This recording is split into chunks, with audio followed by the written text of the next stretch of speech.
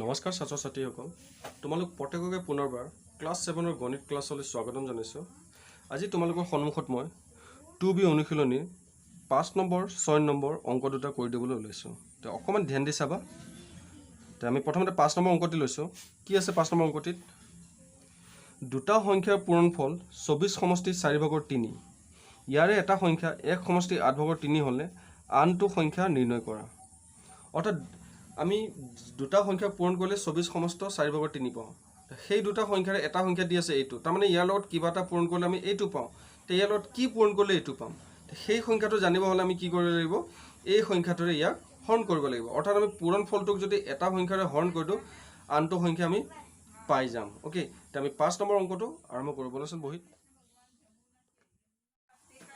তো 5 নম্বৰ সমাধানটোত প্ৰথমতে আমি কি দিয়া আছে আমি লিখি লওঁ। দিয়া আছে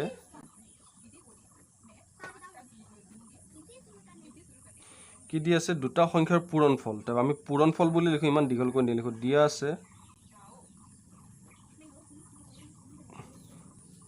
24 সমষ্টি 4/3। তো পূৰণফলটো 24 সমষ্টি 4/3 দি আছে, আৰু তাৰে এটা সংখ্যা কিমান দি আছে এইটো আমি লিখি লওঁ। এটা সংখ্যা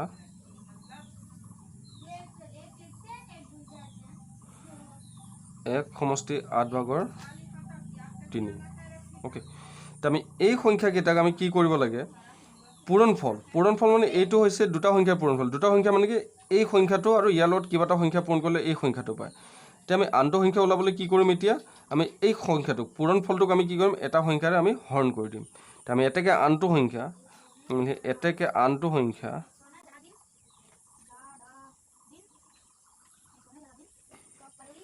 24 সমষ্টি 4/3 হৰণ 1 সমষ্টি 8/3। তো আমি প্ৰথমতে ইহঁতক কি কৰিম? আমি দুইটা ভগ্নাংশ কিহত আছে? মিশ্ৰত আছে। মিশ্ৰৰ পৰা আমি কি কৰিম? আগতে অপ্ৰকৃতলৈ লৈ যাম। তো আমি প্ৰথমতে ভগ্নাংশৰ লাষ্টডাল লিখি তলত যি আছে আমি সেইটো পাতি লৈছোঁ। পাতাৰ পাছত আমি কি কৰিম? 24 আৰু 4ক আমি পূৰণ কৰিব লাগিব। 24 আৰু 4 পূৰণ কৰিলে আমাৰ 96 হয়। 96 আৰু 3 কৰিলে আমি কিমান হ'ব? 99। আমি 99 পাই গ'লোঁ। 24 4 গুণ 96 আৰু 96 3 যোগ কৰিলে 99। আমি মাজত হৰণ চিন আছে, আমি হৰণ চিনটো দি লৈছোঁ, কাৰণ আমি তোমালোকক আগতে কৈছিলোঁ যে মিশ্ৰত থাকিলে আগতে অপ্ৰকৃতলৈ নিম। প্ৰথম লাইনত আমি তলত 8টো পাতি লৈছোঁ, আকৌ 8 গুণত 8 3 11। অ'কে, আমি মিশ্ৰৰ পৰা অপ্ৰকৃতলৈ নিলোঁ। অপ্ৰকৃত নিয়াৰ পাছত আমি নেক্সট কি কৰিব লাগিব? আমি হৰণ চিনটোক আমি কি কৰিম? পূৰণ কৰিম। তো হৰণ চিনটোক পূৰণ অৰ্থাৎ আমি প্ৰতিগম কৰিম।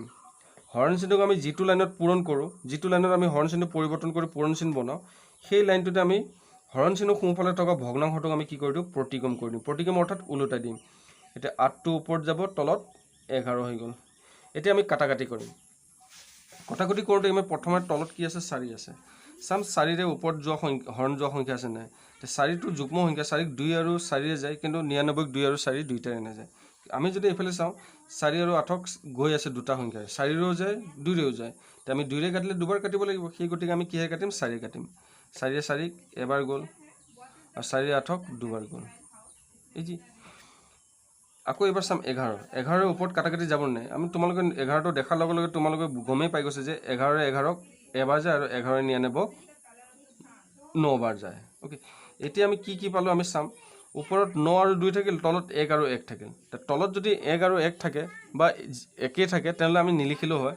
ওপৰত যি আছে আমি সিহঁতক পাতি দিলেও হ'ল। 9 পূৰণ 2, আৰু 9 আৰু 2 পূৰণ কৰিলে কিমান হৈ যাব? 18 হ'ব। অৰ্থাৎ আমি আনটো সংখ্যা কিমান পালোঁগৈ? 18 পাই গ'লোঁ। তোমালোকে ইয়াত লিখি দিব পাৰা যে লাষ্টত এতেকে আনটো সংখ্যা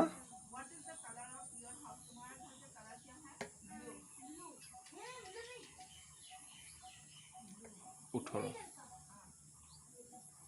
আশা কৰোঁ তোমালোকে 5 নম্বৰ অংকটো বুজি পাইছা। এইবাৰ তোমালোকক মই 6 নম্বৰ অংকটো কৰি দিছোঁ। চোৱা, এইবাৰ 6 নম্বৰ অংকটো লৈছোঁ। 6 নম্বৰ অংকটোত কি আছে? 34 সমষ্টি 5/2 কিলোগ্ৰাম চাউল 13টা পৰিয়ালৰ মাজত সমানে ভগাই দিলে প্ৰতিটো পৰিয়ালে কিমান পৰিমাণৰ চাউল লাভ কৰিব নিৰ্ণয় কৰা। অৰ্থাৎ মুঠ চাউল আছে 34 সমষ্টি 5/2 কিলোগ্ৰাম, আৰু ভগাই দিব লাগে চাউলবোৰ 13টা পৰিয়ালৰ মাজত। তাৰমানে আমি 13ৰে 34 সমষ্টি 5/2 আমি হৰণ কৰি দিলে আমি উত্তৰটো পাই যাম। অ'কে, তে বলচোন আমি অংকটো আৰম্ভ কৰোঁ।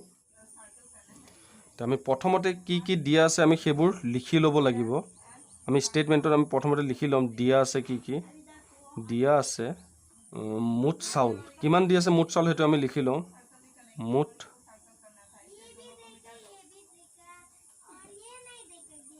চাউল সমান 36 সমষ্টি 5/2 কিলোগ্ৰাম। তাৰপিছত ভগাই দিবলৈ কেইটা পৰিয়ালৰ মাজত 13টা পৰিয়ালৰ মাজত হয় নহয়। আমি পৰিয়াল লিখিম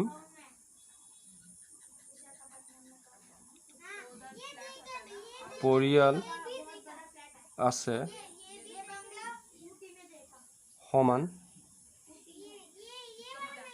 13টা। এতিয়া আমাক কি কৈছে যে প্ৰতিটো পৰিয়ালে কিমান পৰিমাণৰ চাউল লাভ কৰিব। আমি লিখি দিম যে এতেকে প্ৰতিটো পৰিয়ালে চাউল লাভ কৰিব। পৰিয়ালে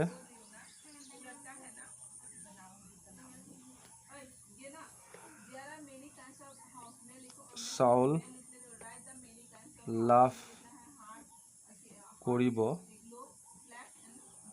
আমি কি কৰিব লাগিব 36 সমষ্টি 5/2 13ৰে হৰণ কৰিব লাগিব। এতিয়া এনেকুৱা টাৰ্মছবোৰো তোমালোকে হৰণ কৰি পাইছে। মই দেখুৱাই দিছিলোঁ কেনেকৈ কৰিব লাগে। এতিয়া আমি প্ৰথমতে বাওঁফালটো মিশ্ৰ আছে মিশ্ৰটোক আমি কি কৰোঁ অপকৃত লৈ তলত 5 আছে 5 লিখি লওঁ।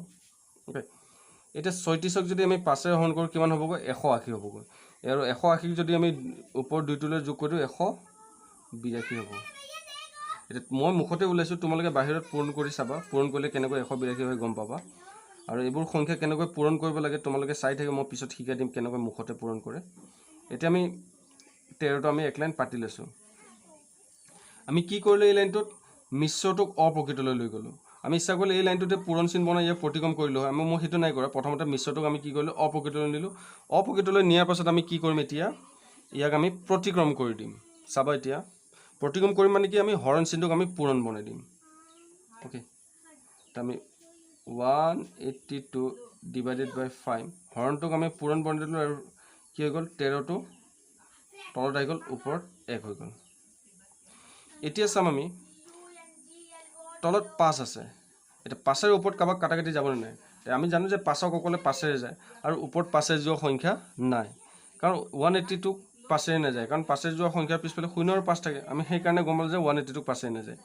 এইবাৰ 13 আছে 13টোক বেলেগ সংখ্যাৰে নাযায় অকলে 13ৰে যায়। এতিয়া 13ৰে 182ক জানি নাযায় চাওঁ।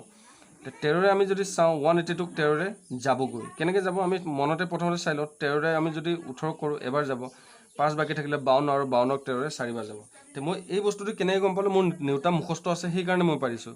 সেই গতিকে মই তোমালোকক কৈছোঁ যে পুৰণা নেওতা মুখস্থ কৰিবা তেতিয়া কটাকটি কৰিবলৈ আমাৰ সহজ হয়। তোমালোকে গম নোপোৱাকৈ নিজেই গম নাপাওঁ যে আমি কেনেকৈ পূৰণটো কৰিলোঁ বা কেনেকৈ কটাকটি কৰিলোঁ। এতিয়া 13ৰে 13ক এবাৰ গ'ল। এতিয়া 13ৰে আমি 18ক কেইবাৰ যাব এবাৰ যাব বাকী থাকিব 5।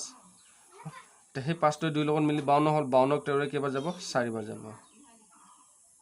তাৰমানে ওপৰত কিমান থাকিলে আমাৰ 14 × 1 আৰু তলত কিমান থাকিলে 5 × 1 আৰু আমি যদি পূৰণ কৰি দিওঁ ওপৰত হ'ব 14 তলত হ'ব 5। এতিয়া উত্তৰটো আমি কিহত পাইছোঁ অপ্ৰকৃতত পাইছোঁ। সেই গতিকে আমি উত্তৰটো কি কৰিব লাগিব এতিয়া মিশ্ৰলৈ পৰিৱৰ্তন কৰিব লাগিব। তোমালোকে বাহিৰত হৰণ কৰি মিশ্ৰলৈ পৰিৱৰ্তন কৰিব মই ইয়াতে কৰি দিছোঁ। এতিয়া 5ৰে 14ক কেইবাৰ যাব 2বাৰ যাব 5 × 2 = 10 বাকী থাকিব কিমান 4 বাকীটো ওপৰত লিখি দিছোঁ। এতিয়া আমাৰ উত্তৰটো কিমান পাই গ'লোঁ 2 সমষ্টি 5/4। ইয়াত আমি আৰু এবাৰ নিলিখিলেও চলিব। আমি ইয়াত লিখি দিছোঁ অলৰেডি এতেকে প্ৰতিটো পৰিয়ালে চাউল লাভ কৰিব। ইয়াত এনেকৈ কৰি দিলে আমাৰ অংকটো ইয়াতে সমাপ্ত। আশা কৰোঁ তোমালোকে অংকটো বুজি পাইছা। যদি তোমালোকে বুজি পোৱা নাই অংকটো আৰু এবাৰ ভালকৈ ধ্যান দি চাবা। একেবাৰে সহজ। এনেকৈ তোমালোকে 7 নম্বৰ 8 নম্বৰ অংকটো ট্ৰাই কৰিবা আৰু নোৱাৰিলে মই কৰি দিম। ধন্যবাদ।